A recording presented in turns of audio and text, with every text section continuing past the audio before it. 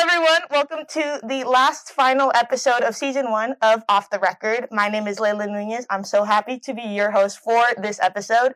Today with me, I have two lovely, lovely guests, Daily 49er staff Hannah Shields and Jonathan Bigall.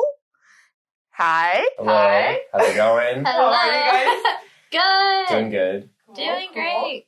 All right. Also, by the time you guys are listening to this, it's Earth Day, so happy Earth Day. It's going to be near the end, actually. But I hope you guys participated in some way, shape, or form. And I just wanted to ask you guys, since it is Earth Day, do you guys participate in it somehow? Or do you have, you wish to participate in Earth Day? Because I know, some people have, the city, shutdowns of, lights and stuff just so that they can choose, eliminate the pollution. So, yeah. So I know some cities do that. So I'm just asking, do you guys participate in it? I think of The Office and Dwight, how he comes in as the Cyberclops. And he takes it so seriously, oh no, it's Earth Day again. I've never watched The Office. You never watched The Office? You're in college and you haven't watched The Office? Yeah. Oh my gosh. I watch Community. There's a whole, I love Community Yeah. too. There's a whole backstory. I forget the name. Do you remember the name of the Cyberclops on the was? No, to be honest, I know exactly what you're talking about, but it's been so long since I've watched The Office. I'm 2019 community college since I've watched The Office. Dang. I wish I could remember the name of it. But it was funny. So do you watch that episode on Earth Day? Yeah, and it was on Earth Day. And it's all about, recycle. You know what's funny? Because the climate crisis is on my mind. Yeah. 365 Yeah. days out of the year. Yeah, we had that, 99-degree day in... It was so Spring. I hot. hate Yeah. it. One day I remember I was just walking and I was all yeah, we've already been passing certain marks of how warm the atmosphere is. And we've had issues with the oil spills in the ocean. We've had Stop Line 3, which was a project or basically there's a Canadian oil company and they wanted to lay out a pipe oil line that would go through North America. Right. And many Native Americans were fighting against it because it went through some of their land and it if any pipe were to burst, it would basically ruin their only source of water and their crops. But the line still got built, but they're still protesting it because there's also Line 5 that they're protesting. I think Earth Day is important, but almost I think the climate crisis is just getting to such a big point that it's every day's Earth Day. If you think about it, it's we always think about ways we can do our part to control climate change. You know, maybe carpooling more, or walking, or recycling. So it's definitely important, but Yeah. It's more of an Earth existence at this point. There's no Earth Day. To be honest, I've been without, not just because of the insane prices, but I've been doing a lot more walking and taking public transportation around. Trying my best to learn how to skateboard, but it's got a couple scraped elbows to it. Skateboarding culture here. I feel left out. Yeah. Well, I'm not part of it yet. I don't have my inaugural Thrasher hoodie yet, but trying my best not to spend so much money on gas, even though that's more of a financial thing than an Earth thing. Yeah. But I'm gonna say it's an Earth thing. Nice. Let's see. Definitely. Oh, my thing. I like to save the different plastics that plastic takeout containers. If they're sturdy enough where you can save them and rewash them, that's what I recommend, because there's certain plastics that you just throw in the blue can, and sometimes nothing happens to them. Sometimes I remember watching the John Oliver episode about plastics or about recycling, and most of the stuff that you think, oh, I'm being such a good Samaritan by throwing this in the blue can, it ends up in a landfill in Cambodia or something like that. Right. So that's what I like to do, the plastic takeout containers with the clear tops. I like to keep those. And Hannah, you touched on this. My next question was, do you think it's important to have days like Earth Day where people take extra appreciation for the environment? And what are your opinions on those social activism or performative activism, like posting sunset pictures on Earth Day and be like, protect our Earth, and like there's no action being taken? So whichever one. I mean, not to sound dark, but I think maybe those pictures are good, because who knows what the Earth is going to be like 300 years from now. We're like, well, when my great-great-grandma posted on her Instagram, the Earth wasn't too shabby yet. It's I think, and like Isabel had like written a story about how she went to this little workshop about how we can like be cleaner and do our part to take care of the environment. But she said it was almost discouraging to go because they said things like, buy a Tesla or an electric car. Okay. Or, I don't know. It's like, cause like they have ways to do it, but logistically we can't do it. Like, for example, like I would love to buy an electric car. But I make minimum wage, so I'm sticking with the car that I have, and I would love to recycle more, but in order to recycle, like, you have to put in that effort to do that research. I mean, I don't have a recycling bin where I live. Right. So it's like going out of your way to like collect all the bottles and cans in your home, cleaning them out, and like going out to do it. And, California has that thing where you have to pay 10 cents to reuse your bag in an effort to like keep reusing your bags. I still throw them away.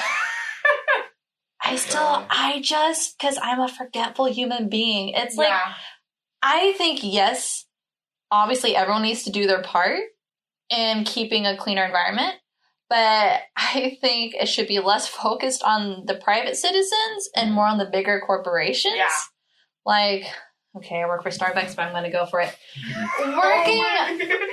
Working for Starbucks, we go through so many plastic cups, plastic straws. We probably throw out like 20 bags of garbage a day. Like, if we're going to talk about a true change in climate crisis, like maybe let's look at our fast food restaurants and look at how many plastic cups and plates and like silverware and bags are being tossed out like every single day by just one store. And like, how many Starbucks do we have? How many McDonald's or In-N-Out? Like, I think that's like a huge contribution to it. I think like oil obviously is like a big issue. Like, maybe listening to people when they're protesting like pipelines and stuff, like actually listening to them, like, yes, us smaller individuals can do our parts by recycling those wine bottles at the end of the day.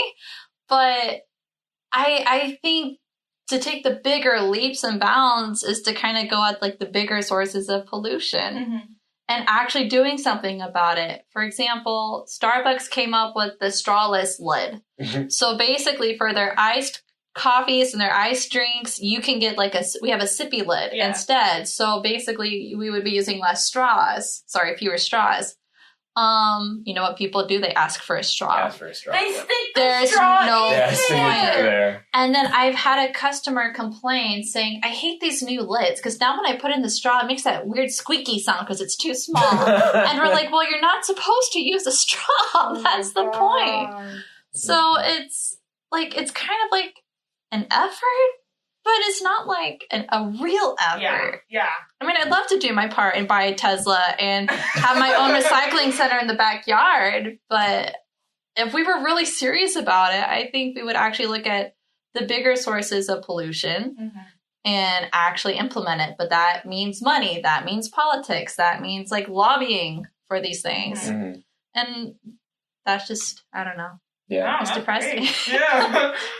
Yeah, the incentive to buy an electric car, like, it's great, being able to use the diamond lane whenever you want it, even by yourself. You don't know about that? No. Yeah, so every electric vehicle or hybrid vehicle has a diamond sticker on the back of it. So if you're by yourself, you can drive in the carpool lane no matter how much you want.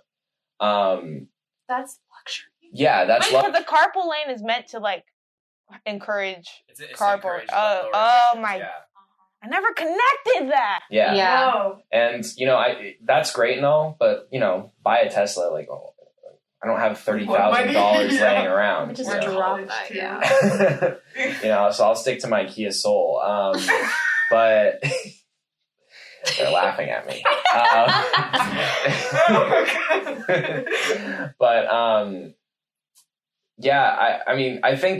I think any kind of in some ways, any kind of activism is good, because the more you just, it's kind of like advertisements, the more you shove something in someone's face, the more they're going to actually want to do it. So even if it is just posting something, even if it is just, someone saying, oh, happy Earth Day with a picture of the sunset, and, they leave their Starbucks cup on oh my God. the beach, even if they do that, it's still almost kind of a way, like an effort. Yeah, it's at least some kind of an effort, even if they're not, doing the right thing.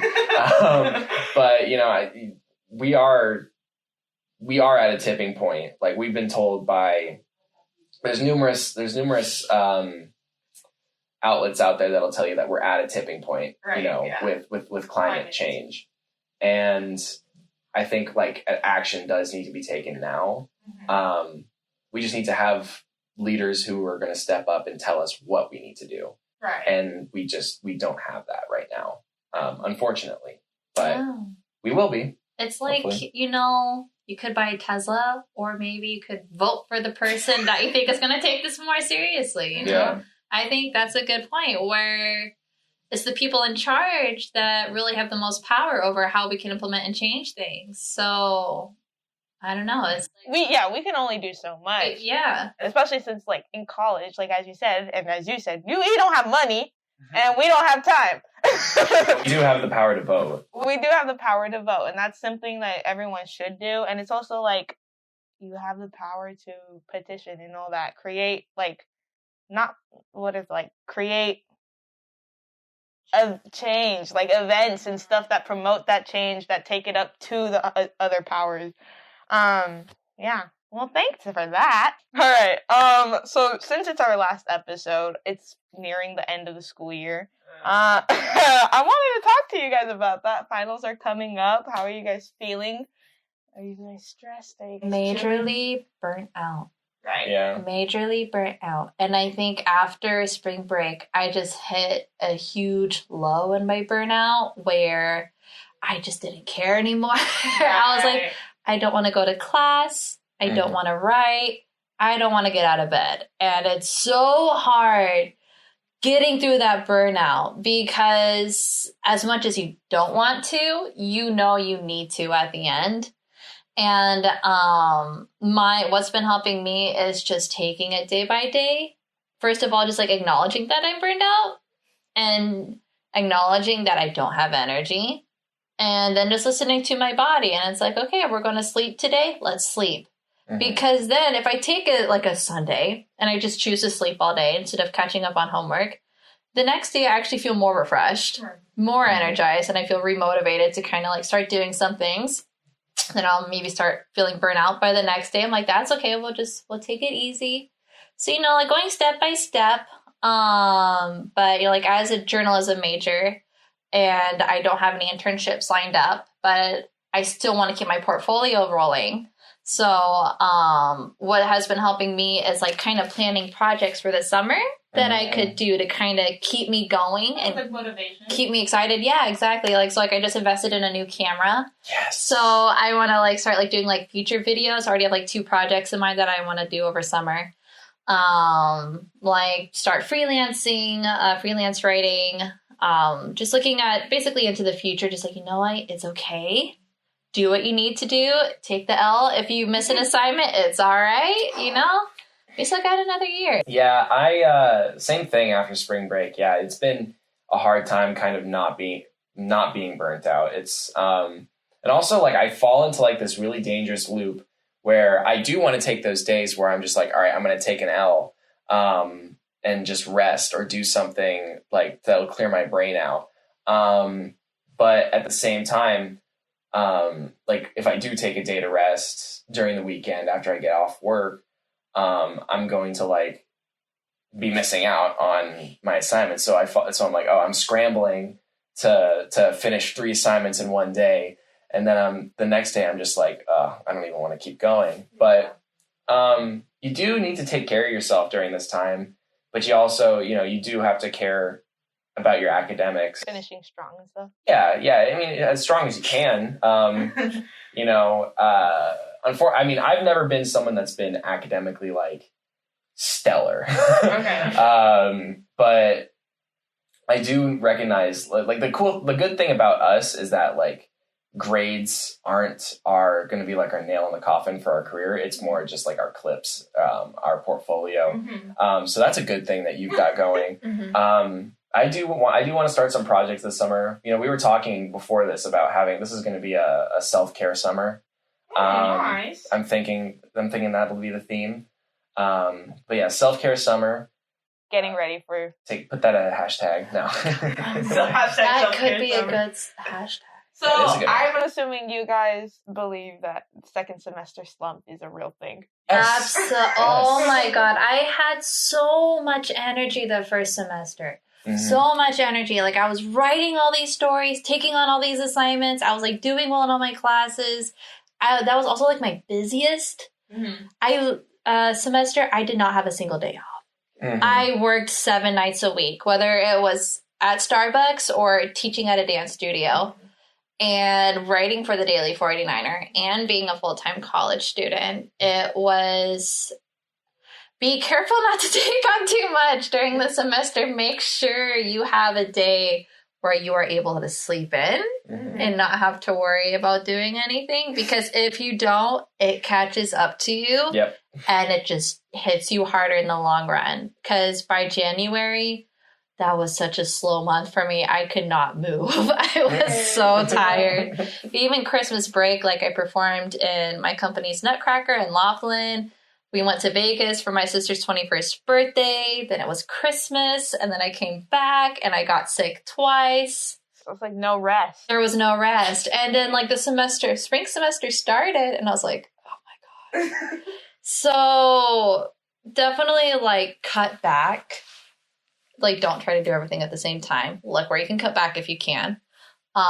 You are going to get burnt out, but that's okay. Mm-hmm. It helps talking to other people about it because like just like building that sense of community. It like, because I feel like when we get burnt out, we start to blame ourselves and we start to put ourselves down, and then it's even harder to get out of that. So I think like when you talk to other people about your burnout and you hear that they're having it too and they're going through the same thing, it's like you almost feel better. You're like, it's not me being lazy, it's me being tired. Yeah. We're all tired. Yeah, that's a dangerous, or not dangerous, but like for me, that was a dangerous line of thinking because I'm like, I would get so critical of myself. Like, why are you so lazy? But then I literally just started going to CAPS on campus, and my the advisor that I got was just saying, you sure that you're lazy, or are you just sure that you're like, or is it Tired. that you're tired and that you're burning yourself out? I'm like, I never thought about it that way. Right. So I think that's a good lesson too. Is just don't criticize yourself too much. I mean, we're all human. This one semester for both of you guys,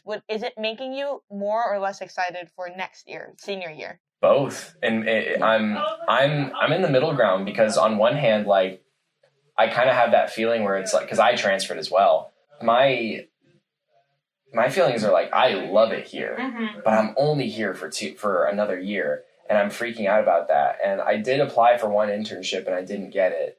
It was a paid one. I'm hopefully looking for more of those. But if I don't have any internships this summer, I'm trying to look for other projects to kind of like fill up my portfolio. I might be starting my own podcast, which would be pretty fun. But other than that, it is. I do feel like this kind of pressure, especially because like my community college experience.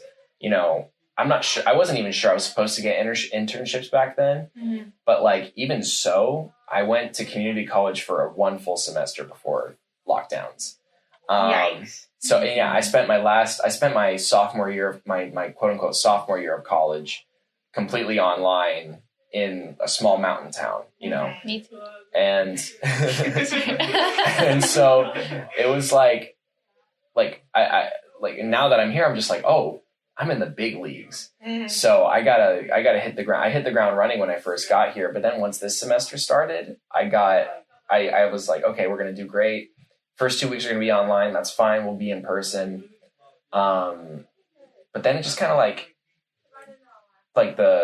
my non-motivation snowballed. And so, but now I'm at the point where I'm really excited for next semester. I'm sad to see our seniors leaving. Right. Me too. But I can't wait to see what I do for my last year here. But I am a little nervous. I mean, but I think that's something that everybody, we're all nervous, Hannah, what did you want to speak on about that? Senior year. Senioritis. I think I've already had senioritis and I'm only a junior. Yeah, I was about to say that too. But I think it's the same thing where I'm nervous, but I'm also excited because I'm seeing the areas where I was lacking and where I just slowed down a lot because I'm just trying to cope with my burnout. But then I started getting ideas for the next semester and what I want to do and how I want to plan things out. So I don't feel so crazy or off guard or out of the loop.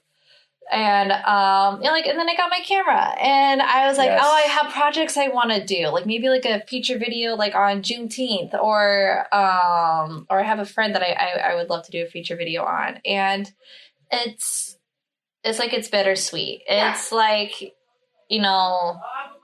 it's not a wasted semester either. As burnout as I was and as less motivated as I was this semester, I don't see it as a waste. I see it as a lesson learned. We're okay, we learned where we need to cut back. We need to learn where we need to push ourselves. We've learned what works and helps us to keep going and maybe what is going to hold us back. Mm-hmm. And you just take that with you, but it's a growing process. Mm-hmm. So, I'm excited for my senior year. I'm nervous, but, the real world is hard either way. So just pushing through. All right. And last thing, in all your years, community college here, what is the biggest thing you've learned so far? And any advice for underclassmen like me? I'll let Hannah answer that first. I say one thing is connect with your professors. Yes. If you have a professor that you like, go to their office hours and build that relationship with them. Your professors, for the most part, love it when students come to their office hours. And I've made some good connections with professors by just going to their office hours. It helped me a lot. In their class, it really does help you because if you have a written assignment, they tell you what they want you to have. Mm-hmm. And you end up doing better. Getting involved in those different programs, especially ones that are specific towards your department, they get you excited about your major. They give you ideas about how to pursue your major outside of college and getting in the career field. Connect with your professors. I mean, some of them are even going to be in those programs, which is a bigger step up. So get because you want to stay excited. You picked that major for a reason. Don't let yourself get burnt out because you keep getting homework assignments that make you not want to do it anymore. Yeah. I will piggyback off that and say my worst grade, the class that I had the worst grade in last semester was the one class that I didn't go to office hours for. So yeah. Okay, yeah. But so the office hours definitely help, and you build that relationship with your professors, they'll be more, maybe not willing per se, but they'll kind of get an idea of who you are. And I'm a complete advocate for, putting myself out there and just kind of being transparent with people. My advice for underclassmen for any student, the thing that I learned throughout all of college is definitely don't take for granted anything, any experience. Mm-hmm. This is keep your academics first and foremost. Everything that's going to help enhance your career, I feel is something that you should pursue. But also take time to experience new things. I've never spent an extended amount of time in Southern California or the LA area. But I've done a pretty good job of like exploring and going out, but I think that's also because I had my first semester of community college, didn't really do much during that time, and then or I didn't really get involved in the campus community, and then lockdowns came, and that opportunity to engage with the campus community was basically gone. So definitely just kind of, I guess what I'm taking a really long time to say is broaden your horizons. All right, there you go. Yeah, there you go. All right. Well, that's it for today.